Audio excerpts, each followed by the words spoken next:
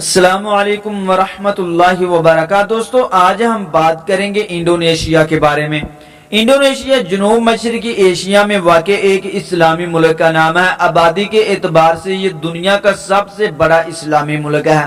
Indonesia کئی جزائر پر مشتمل ہے، ان میں سے بعض کافی بڑے ہیں اور بعض چھوٹے چھوٹے جزائر پائے جاتے ہیں، اس لیے ان میں کئی زبانیں بولی جاتی ہیں، لیکن ان میں سے اکثر کا تعلق اسٹرونیشین زبانوں سے ہے جو کہ ملائی اور پالونیشی زبانوں کا مجموعہ ہے۔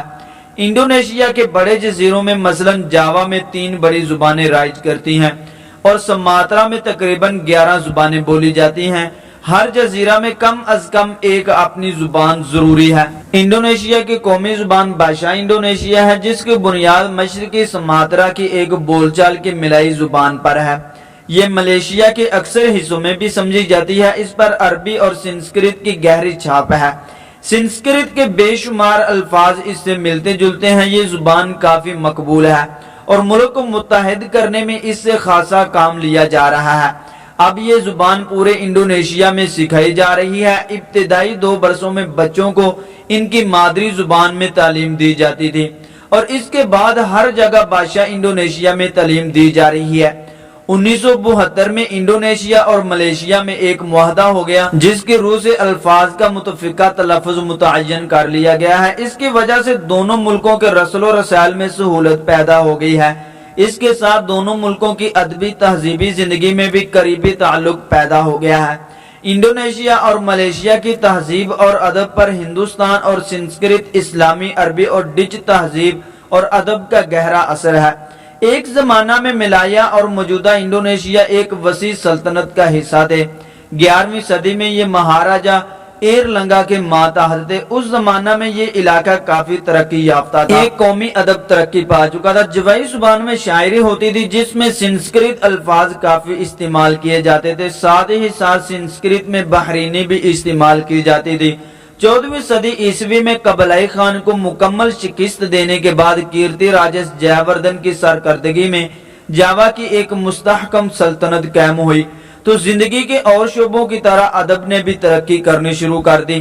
اس کی بنیاد مقامی بول چال کی زبان پر تھی۔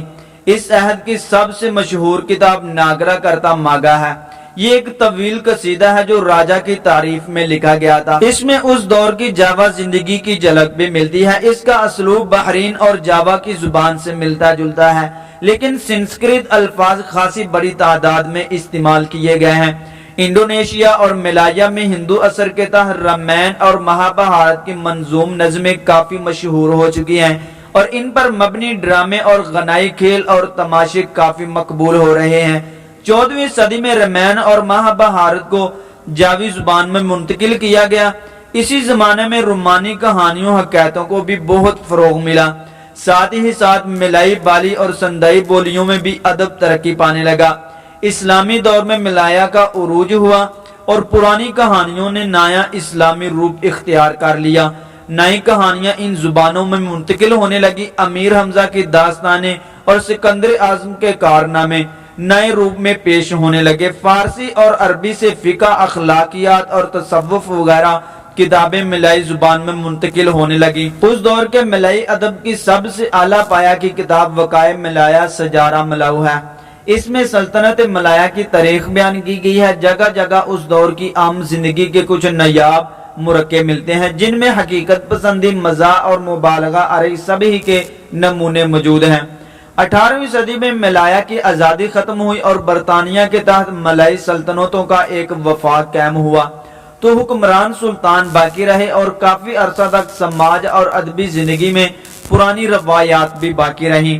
لیکن جزائر انڈونیشیا پر جب ڈچ حکمرانوں کا قبضہ ہو گیا تو ان کی سرکردگی میں مقامی زبان اور ادب کو دبایا گیا اور ڈچ زبان اور ادب کو مسلط کر دیا گیا۔ 20ویں صدی کے شروع تک جب قومی احساسات بڑے قوم پرست تحریکیں ابھرنے لگیں تو مقامی زبان اور ادب میں نئی روح پھونکنے کی کوشش شروع ہوئی اور ملائی انڈونیشی زبان میں کہانیاں، ناول اور نظمیں وغیرہ لکھی جانے لگیں۔ 1933 تک مقامی ادب نے کافی ترقی کر لی۔ آزادی کے بعد انڈونیشی ادب نے تیزی کے ساتھ ترقی کی ہے۔ उस दौर के शायरों में अनवर सितार सीतो मुरान काबिल जिक्र हैं और नावल निगारों में अनंत लोएर और तकदीर अली सजा बाना मशहूर हैं। इंडोनेशिया की तारीख को इसकी जोग्राफी हैसियत, इसके कुदरती वसाइल, इंसानी हिजरत और रवाबत, जंगों और फतूहात के साथ साथ तजारत, इक्तिसादियात और सियासत ने भी शक्ल दी है। इंडोनेशिया जनूबी मशरकी एशिया में खिता उस्तवा के साथ साथ वाक़ है। मुल्क की समंदरी लाइन की पोजीशन ने बैन जजीरे और बैनुल अक़वामी तजारत को फरोग दिया है। इसके बाद से तजारत ने बुनियादी तौर पर इंडोनेशियाई तारीख की तश्कील की है। इंडोनेशिया का रकबा मुख्तलिफ हिजरत के लोगों के जरिए आबाद है, जिससे सकाफत, नस्ल और जुबानों में तनाव पैदा होता है। जजीरा नुमा खलाई इलाकों की आबो हवा और आबो हवा ने ज़राअत और तजारत और रियासतों के क़याम पर नुमाया असर डाला है। रियासत इंडोनेशिया की हदूद डिच वेस्ट इंडीज की 20वीं सदी की सरहदों की नुमाइंदगी करती हैं। होमो इरकटस और इसके औजार जो कि जावा मैन के नाम से मशहूर हैं। दोस्तों, जावा मैन एक इब्तिदाई इंसानी नौ के रकाज हैं जो कि 1891 और 1992 में इंडोनेशिया के जजीरे जावा से मिले हैं। ये आसारे कदीमा फ्रांसीसी माहिर बशरियात आयोजिन दुबई की सरबराही में एक गिरोह ने दरियाफ्त किए। इसमें एक दांत, खोपड़ी और रान की हड्डी शामिल हैं। इन रकाज को होमो इरकटस के अब तक मिलने वाले कदीम तरीन रकाव ख्याल किया जाता है।